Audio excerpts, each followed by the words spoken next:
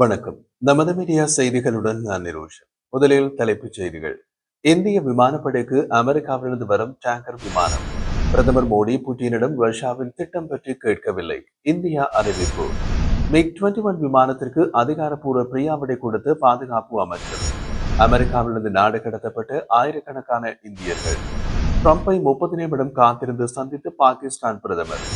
பாகிஸ்தானின் JF-17 விமானத்தை வீழ்த்த இந்திய Su-30 MKI. இனி விரிவான செய்திகள். இந்திய விமானப்படை IAF வானில் விமான எரிபொருள் நிரப்பும் திறன்களை சரியான நேரத்தில் அதிகரிக்கும் விதத்தில் அமெரிக்காவை தளமாக கொண்ட பாதுகாப்பு நிறுவனமான மெட்ரியாவிடமிருந்து லீஸ் அடிப்படையில் டேங்கர் விமானங்களை இந்திய விமானப்படை பெற்றுக் கொள்கிறது. இனி விரிவான செய்திகள். இந்திய விமானப்படை IAF-இன் வானில் விமான எரிபொருள் நிரப்பும் திறன்களை சரியான நேரத்தில் அதிகரிக்கும் விதத்தில் அமெரிக்காவை தளமாக கொண்டு பாதுகாப்பு நிறுவனமான மெட்ரியாவிடமிருந்து லீஸ் அடிப்படையில் டேங்கர் விமானங்களை இந்திய விமானப்படை பெற்றுக் கொள்கின்றது. போயிங் KC-135 ஸ்டார்ட்ரோட் டேங்கர் விமானங்களை பெறுவதற்கே இந்திய விமானப்படை லீஸ் ஒப்பந்தம் செய்துள்ளது. இந்த விமானங்கள் பிரெஞ்சு விமானப்படையிலிருந்து ஓய்வு பெற்ற நிலையில் அவற்றை அமெரிக்க நிறுவனம் மெட்ரியா வாங்கியது. ஒப்பந்தத்தின்படி முதலாவது விமானம் இந்த ஆண்டு இறுதிக்குள் இந்தியாவுக்கு மாற்றப்பட வேண்டும். இறுதி காலக்கெடுவுக்கு முன்பே விமானம் இந்தியாவுக்கு அனுப்பப்பட உள்ளது என்பதை மெட்ரியா உறுதிப்படுத்தியுள்ளது. தற்போது அமெரிக்காவின் தெற்கு கலிபோர்னியாவில் நிறுத்தப்பட்டுள்ள இந்த விமானம் கவனமாக திட்டமிடப்பட்டு 2 இடைநிறுத்த பயணத்தில் ஈடுபட்டு இந்தியா செல்ல உள்ளது. ஹவாய் மற்றும் குவாமில் இடைநிறுத்தங்களுடன் பறந்து 5 முதல் 6 நாட்களுக்குள் இந்தியாவில் தரையிறங்கும்.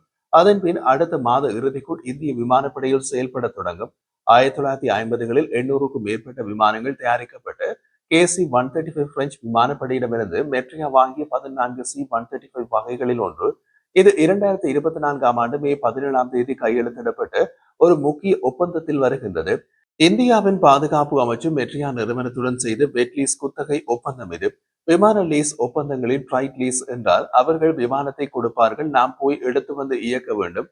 வெட் லீஸ் ஒப்பந்தம் என்றால் விமானம் நம்மை தேடி வரும், ஆனால் நாம் விமானத்தை தொட முடியாது. மெட்ரியா நிறுவனத்தின் விமானிகள் மற்றும் பராமரிப்பாளர்களே இந்திய விமானப்படைக்காக விமானங்களை இயக்குவார்கள். மேலும் 3 ஆண்டுகளுக்கு விருப்ப நீட்டிப்புடன் 3 ஆண்டுகளில் நீடிக்கும் இந்த ஒப்பந்தம் மாதத்திற்கு 100 எரிபொருள் நிரப்பும் விமான நேரங்களுக்கு உத்தரவாதம் செய்கின்றது. இது Su-30 MKI விமானங்கள், ரஃபால் விமானங்கள் மற்றும் உள்நாட்டு தேஜஸ் விமானங்கள் உட்பட IAF-இன் அதிகரித்து வரும் பல்பணி விமானங்களுக்கு வானில் எரிபொருள் நிரப்ப போகின்றது. வந்தவுடன் டேங்கர் விமானம் உத்தரப்பிரதேசத்தில் உள்ள ஆக்ரா விமானப்படை தளத்தில் நிறுத்தி வைக்கப்படும். ஆக்ரா விமானப்படை தளம் IAF-இன் போக்குவரத்து மற்றும் சிறப்பு நடவடிக்கை பிரிவுகளுக்கான மையமாகும். மெட்ரியாவின் குழுவினர் IAF நடவடிக்கைகளுடன் தடையின்றி ஒருங்கிணைத்து பயிற்சிகளின் போது போர் விமானங்களின் வரம்புகளை விரிவுபடுத்த எரிபொருள் நிரப்பும் சேவைகளை வழங்குவார்கள் என்று மெட்ரியா செய்தி தொடர்பாளர் குறிப்பிட்டார்.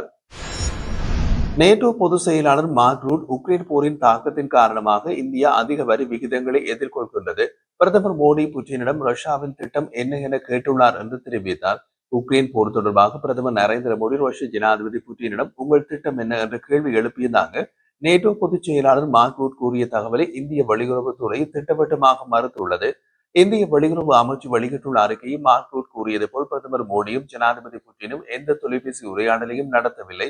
அந்த வகை உரையாடல் எப்போதும் நடக்கவில்லை. நேட்டோ போன்ற ஒரு முக்கிய அமைப்பின் தலைமை தவறான தகவல்களை தெரிவிப்பது ஏற்றுக்கொள்ள முடியாது என்று குறிப்பிடப்பட்டுள்ளது. அதே அறிக்கையில் இந்தியா நாட்டு நலன்கள் மற்றும் பொருளாதார பாதுகாப்பை உறுதிப்படுத்தும் விதத்தில் எரிபொருள் இறக்குமதிகளை செய்து வருகிறது. இதன் மூலம் இந்திய வாங்குவோர்கள் மலிவான விலையில் எரிபொருளை பெற முடியும் என்று வெளியுறவுத்துறை விளக்கியுள்ளது.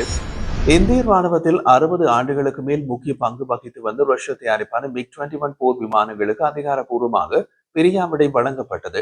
இந்த நிகழ்வில் பாதுகாப்புத்துறை அமைச்சர் ராஜ்நாத் சிங், முப்படைகளின் தலைவர் ஜெனரல் அனில் சௌகான், நில தளபதி ஜெனரல் உபேந்திர திரிவேதி, விமானப்படை தளபதி ஏர் மார்ஷல் AP சிங், கடற்படை தளபதி அட்மிரல் தினேஷ் கே திரிபாதி உட்பட பல ராணுவ உயர் அதிகாரிகள் கலந்து கொண்டனர்.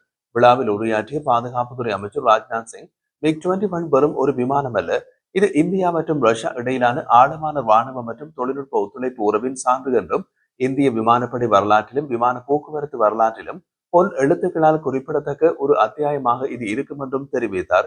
அவர் மேலும் கூறிய போது MiG-21 விமானங்கள் இந்திய விமானப்படையின் முதல் சூப்பர்சோனிக் இடைமறைப்பு விமானங்களாக 1960களில் சேர்க்கப்பட்டு 1965, 1971 போர்கள் மற்றும் 1999 கார்கில் போர், 2019 பாலகோட் தாக்குதல் போன்ற நேரங்களில் முக்கிய பங்காற்றின. உலகளவில் 11,500க்கும் மேற்பட்ட MiG-21 விமானங்களை உருவாக்கியுள்ள போதிலும் சுமார் 850ற்கு அருகாகவே அந்த போர் விமானங்கள் இந்திய விமானப்படையில் பயன்படுத்தப்பட்டன என்றார். அவர் மேலும் MiG-21 குறித்த நினைவுகூரலில், அந்த விமானங்கள் நாட்டு பாதுகாப்பு, துருப்புக்கள், தியாகம் மற்றும் தேசிய பெருமைக்கு ஆழமான இடம் வகித்துள்ளன. அவற்றுடன் பணியாற்றிய அனைத்து விமானிகள், தொழில்நுட்ப வல்லுநர்கள் மற்றும் பணியாளர்களுக்கு அவர் மனமார்ந்த நன்றி தெரிவித்தார். கடந்த ஜனவரியிலிருந்து அமெரிக்கா 2,417 இந்தியர்களை நாடு கடத்தி அல்லது திருப்பி அனுப்பியுள்ளது என்று இந்திய வெளியுறவுத்துறை செய்தி தொடர்பாளர் ரந்தீஷ் ஜெய்ஸ்வால் தெரிவித்தார். டெல்லியில் செய்தியாளர்களிடம் பேசிய அவர், இந்தியர்கள் சட்டவிரோதமாக வெளிநாடுகளுக்கு செல்வதை இந்தியா முற்றிலும் எதிர்க்கின்றது. அதே நேரத்தில் சட்டப்பூர்வமான வெளிநாட்டு பயணத்தை அரசு ஊக்குவிக்கிறது. சட்டவிரோத இடப்பெயர்வுகளை கண்டுபிடித்து உறுதிப்படுத்தப்பட்டவர்களை திருப்பி அழைக்கின்றோம் என்றார். ரந்தீஷ் ஜெய்ஸ்வால் மேலும் கூறிய போது, சட்டவிரோத இடப்பெயர்வு சட்டப்பூர்வ குடியேற்ற முயற்சிகளை பாதிக்கின்றது. இதனால் தான் மத்திய அரசு மாநில அரசுகளுடன் இணைந்து சட்டவிரோத இடப்பெயர்வுகளை கட்டுப்படுத்த நடவடிக்கை எடுத்துள்ளது. மேலும் தென்கிழக்கு ஆசிய நாடுகளில் வேலைவாய்ப்புகளில் இருந்து இந்தியர்கள் சட்டப்படி பயன்பெற முடியும் என்ற விழிப்புணர்வையும் அரசு ஏற்படுத்தி வருகின்றது. அமெரிக்காவுக்கு சட்டவிரோதமாக சென்றவர்கள் தொடர்பிலும் இந்தியா அமெரிக்க அரசுடன் நெருக்கமாக ஒத்துழைக்கின்றது. திரும்ப கொண்டு வரப்பட்டவர்களில் 62% வர்த்தக விமானங்களில் வந்தார்கள். மேலும் வெளிநாட்டில் கல்வி பயிலும் இந்திய மாணவர்களின் நலனுக்கும் மத்திய அரசு முன்னுரிமை கொடுத்து வருகின்றது. அமெரிக்காவின் புதுப்பிக்கப்பட்ட விசா முறைகள் குறித்து மாணவர்களுக்கு விழிப்புணர்வு ஏற்படுத்தி விண்ணப்பங்களை தகுதி அடிப்படையில் பரிசீலிக்கவும் நடவடிக்கை எடுக்கப்பட்டு வருகின்றது. இதனால் அவர்களில் தங்கள் கல்வி நிலையங்களில் சரியான நேரத்தில் சேர முடியும் என்று அவர் தெரிவித்துள்ளார். நியூயார்க்கில் நடைபெற்று வரும் ஐக்கிய நாடுகள் பொதுசபை கூட்டத்தில் பங்கேற்க சென்று பாகிஸ்தான் பிரதமர் ஷெஹ்பாஸ் ஷெரீப் நேற்று அமெரிக்க தலைநகர் வாஷிங்டனில் ஜனாதிபதி டொனால்டு டிரம்பை சந்தித்து பேச்சுவார்த்தை நடத்தினார். இந்த சந்திப்பு வெள்ளை மாளிகையின் ஓவல் அலுவலகத்தில் நடைபெற்றது. பாகிஸ்தான் ராணுவ தளபதி அசீம் முனீரும் உடன் இருந்தார். பாகிஸ்தான் பிரதமர் அலுவலகம் வெளியிட்டுள்ள தகவலின்படி, சந்திப்பில் பிராந்திய பாதுகாப்பு, தீவிரவாத எதிர்ப்பு நடவடிக்கைகள் மற்றும் உளவுத்துறை ஒத்துழைப்பு மேம்படுத்துதல் தொடர்பான விவகாரங்கள் விவாதிக்கப்பட்டன. அமெரிக்க துணை ஜனாதிபதி ஜேடி வான்ஸ் மற்றும் வெளியுறவு அமைச்சர் மார்கோ ரூபியோ ஆகியோர் சந்திப்பில் கலந்து கொண்டனர். ஊடகங்களில் வெளிவந்த தகவலின்படி, ஆஸ்திரேலிய பிரதமர் நேதன்யாகு ட்ரம்ப் சந்திப்பு போலவே இந்த சந்திப்பும் அனைத்து கதவுகளும் மூடிய முறையில் ரகசியமாக நடந்தது. பாகிஸ்தான் பிரதமர் ஷெரீப் ட்ரம்பின் தீவிரவாத எதிர்ப்பு நடவடிக்கைகள் மற்றும் தெற்காசியாவில் இந்தியா பாகிஸ்தான் மோதலை சமரசப்படுத்திய முயற்சிகளை பாராட்டினார். மேலும் ட்ரம்ப் அமைதிக்கு அர்ப்பணிப்பான தலைவர் என்றும் துணிச்சலான மற்றும் தீர்க்கமான தலைமை பண்பை கொண்டவர் என்றும் வர்ணித்தார். சந்திப்பின் போது ஷெரீப் ட்ரம்பை பாகிஸ்தானுக்கு அதிகாரப்பூர்வ பயணம் நடத்த அழைத்தார். அமெரிக்க நேரப்படி மாலை 5 மணிக்கு நடந்த சந்திப்பில் பாகிஸ்தான் பிரதமர் வெள்ளை மாளிகை அதிகாரிகள் வரவேற்றனர். ட்ரம்ப் தனது அலுவலக பணியில் பிஸியாக இருந்ததால் ஷெரீப்பும் அசீம் முனிரும் சுமார் 30 நிமிடங்கள் காத்திருந்தனர். வெள்ளை மாளிகை இந்த நிகழ்வுகளுக்கு அதிகாரப்பூர்வ புகைப்படங்கள் அல்லது அறிக்கையை இதுவரை வெளியிடவில்லை.